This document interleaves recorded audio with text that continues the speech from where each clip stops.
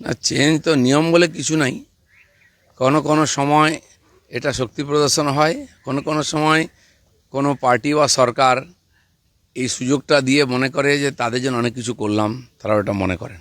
ভারতবর্ষে গণতান্ত্রিকভাবে রাস্তা কেউ আটকাতে পারে না। একসময় মুম্বাইতে হতো, উত্তরপ্রদেশে তো বন্ধ হয়েছে। পশ্চিমবাংলায় এই উৎপাতটা চলবে কিছুদিন, কারণ মমতা ব্যানার্জি এই দিয়ে মুসলমানদের বোঝাচ্ছেন তোমাদের জন্য আমি অনেক কিছু করলাম। এতে মুসলমানদের কী লাভ হচ্ছে আমি জানি না, কিন্তু বাকি সমাজের মধ্যে একটা ক্ষোভ জমা হচ্ছে এই নিয়ে। মুখ্যমন্ত্রী যদি নামাজ পড়েন, রাস্তা বন্ধ করে, কে বিরোধিতা করবে?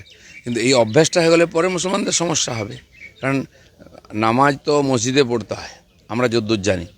বিশেষ বিশেষ উৎসব পরব হলে হয়তো সংখ্যা বেশি হয়, তখন তাদের জন্য ঈদগাহ আছে আলাদা, বা কোনো মাঠের অনুমতি নিয়ে সেখানে তারা করে এসছেন। কিন্তু রেড রোডে নামাজ পড়ার অধিকারে যদি পড়ে যায়, পরে যদি এটা কোনো কারণে বন্ধ হয়, তখন সমস্যা হবে।